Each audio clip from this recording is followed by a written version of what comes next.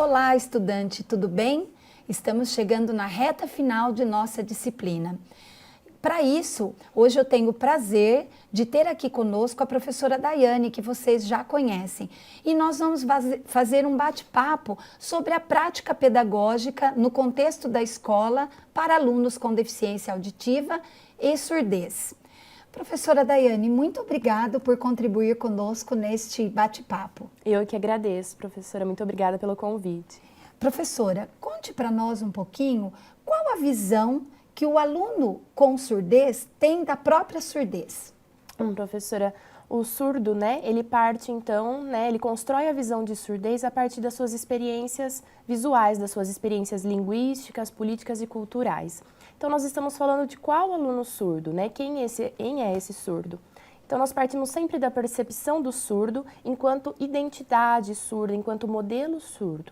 E para isso, o surdo se pauta, então, nas suas experiências, Então, nós estamos falando do surdo, que ele pode ser filho de pais surdos, o surdo filho de pais ouvintes, O aluno surdo que está na comunidade surda e usa a língua de sinais como primeira língua, como a língua materna, o aluno surdo que perdeu a audição ao longo do tempo ou por alguma eventualidade, Então, nós falamos de vários alunos surdos, de vários público-alvo, da educação especial do aluno surdo. Então, pensando que o surdo, ele constrói a sua experiência a partir da sua visão de mundo e da sua percepção, nós vemos então que tem duas visões com relação à surdez, A visão clínico-terapêutica e a visão socioantropológica, Então, a visão clínico-terapêutica, aquele surdo que parte do princípio de que ele é deficiente auditivo, E o surdo que parte, então, dessa visão socioantropológica, a partir das suas experiências culturais e linguísticas, que se reconhece enquanto surdo, E participa de uma comunidade surda, usa a língua de sinais como a língua materna, ele se envolve com a comunidade surda, com a associação de surdos. Então, nós partimos do princípio de que ele se reconhece enquanto surdo.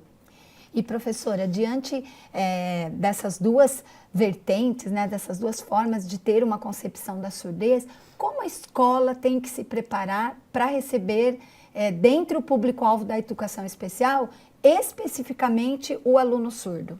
Olha, professora, toda a equipe escolar, toda a escola precisa se reorganizar, se reestruturar para acolher o aluno surdo, Tanto em nível prático, linguístico, comunicativo, na esfera da acessibilidade. Então, toda a equipe escolar, seja no âmbito da direção, da gestão, os funcionários, os professores, mesmo os alunos, Toda a escola precisa se reestruturar para receber esse aluno surdo e se mobilizar para que, de fato, a inclusão ali aconteça. De qual forma? Pensando que o surdo, ele aprende diferente, ele tem um aspecto linguístico diferente, Então, eu preciso sinalizar a escola, eu preciso colocar alguns sinais nos diversos ambientes. A professora podia dar um exemplo de uma Sim. sinalização? Me parece que isso é fundamental como uma modificação que a escola deva fazer. Sim, com certeza, professora. Na minha cidade, onde eu leciono para alunos surdos, o que nós fizemos na escola, Então, por exemplo, nós recebemos um aluno surdo que estava em fase de aquisição de língua de sinais. Então, ele não tinha o domínio da língua de sinais e ainda não era usuário completo da língua de sinais. Mas os pais já estavam aprendendo a Libras. Então, a escola se mobilizou para que se tornasse mais acessível todo o ambiente para ele.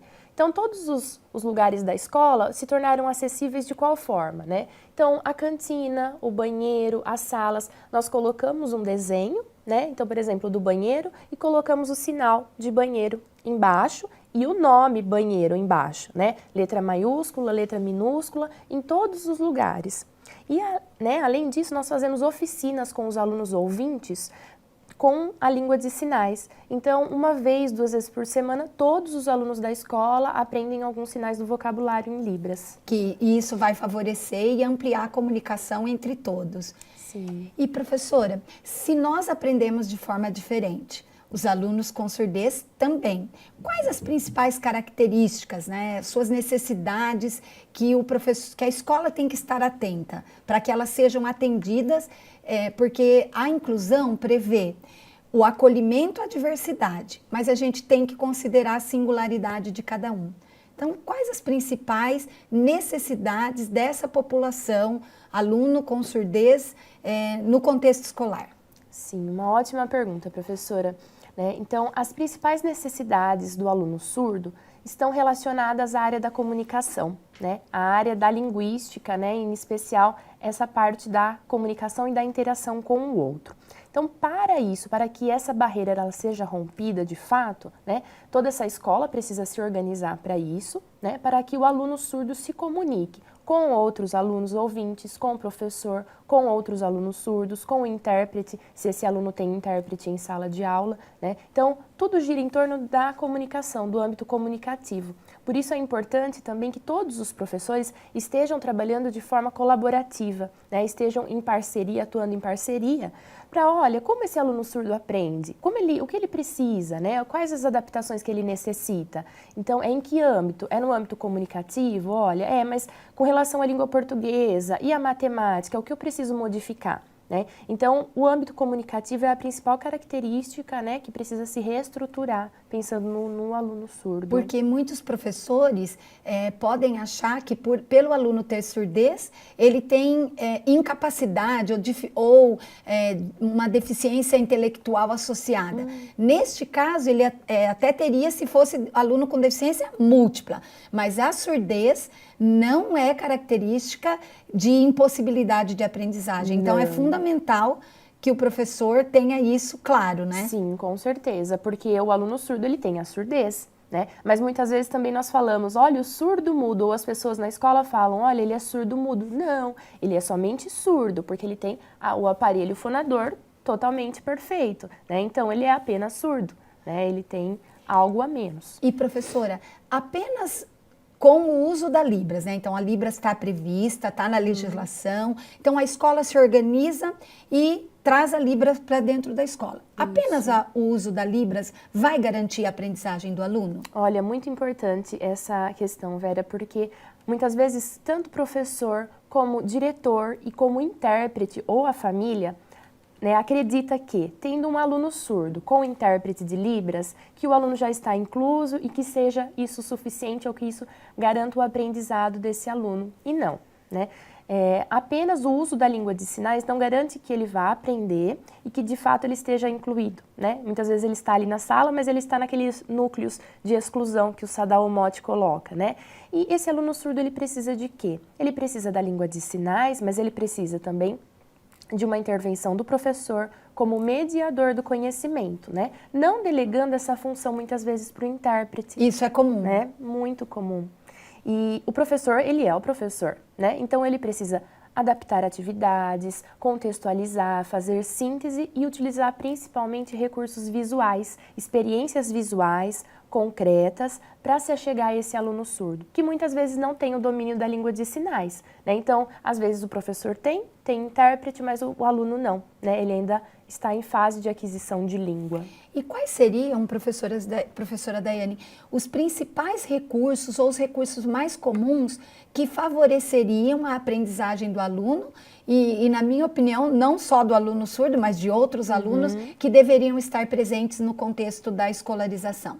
Olha, Vera, quando nós pensamos então, nessa experiência do aluno surdo, nós partimos sempre daquilo que é visual, dessas experiências visuais, porque ele vai construir o pensamento dele, o conhecimento, a partir daquilo que é visual, Nós acostumados, o ouvinte, a construir o seu conhecimento também a partir daquilo que é abstrato, pensando no surdo isso acontece um pouco diferente, Então ele precisa partir daquilo que é concreto, que é visual, Sempre assim, então, pensando em vídeos, o uso de tecnologia assistiva, uso de recursos didáticos como o computador, como televisão, como vídeos, documentários, figuras, imagens, Ou muitas vezes o professor, um simples texto, mas trabalhar com palavras-chave, trabalhar com uma lista de palavras, com vocabulário novo, tudo isso favorece com que o aluno surdo aprenda de uma forma mais efetiva.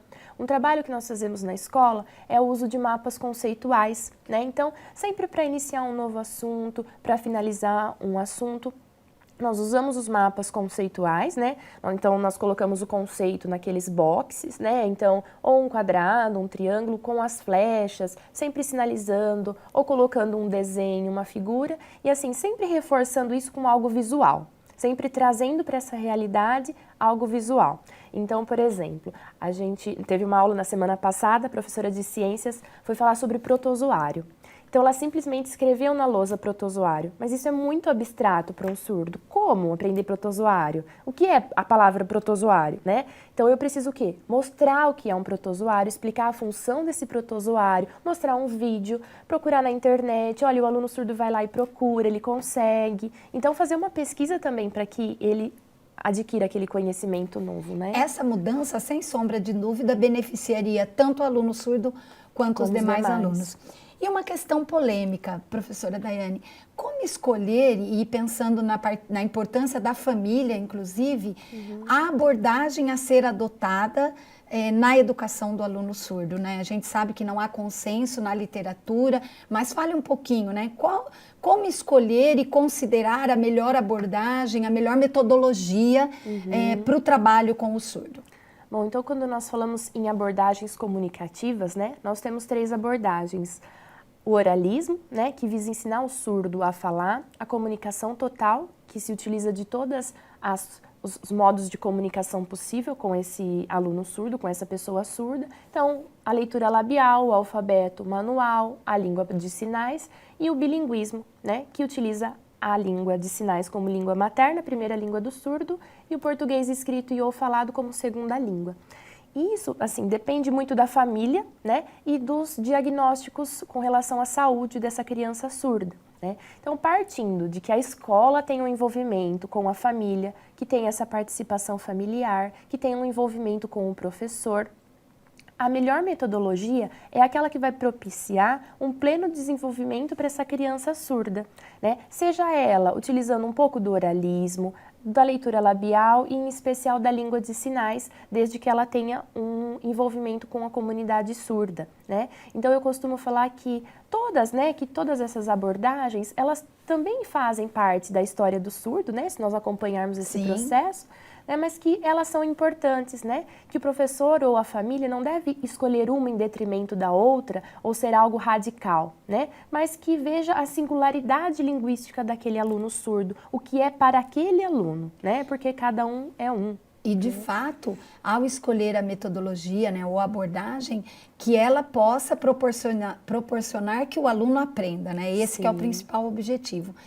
Professora Daiane, o que a professora diria para os nossos futuros professores do curso de pedagogia, né? Como uma fala final, um recado para esses futuros professores que, se amanhã estiver na sua sala de aula e tem lá sentado um aluno surdo, o que a professora diria para eles? Olha, que acolham esses alunos surdos, né?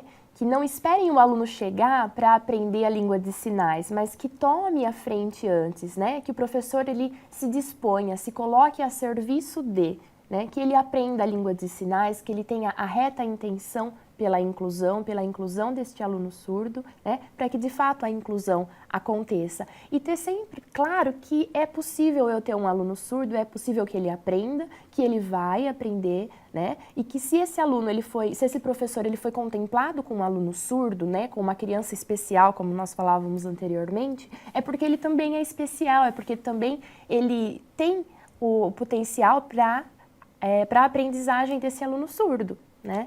Então, que de fato ele se empenhe para que o aluno surdo ele aprenda. Isso. Bom, para você, né, futuro professor, como a professora Daiane colocou, nós, enquanto profissão, precisamos ter clareza do quão importante, quão especial é um professor na vida de um aluno. E os nossos alunos, seja ele com ou sem deficiência, ele é um ser que está lá em potencial desenvolvimento, mas para que ele possa desenvolver a sua ação pedagógica, a sua prática educativa, é o que vai promover a aprendizagem dele. Então, contamos com vocês, futuros professores, que nos ajudarão a construir práticas mais inclusivas na escola. Bons estudos, espero que vocês tenham gostado desse bate-papo.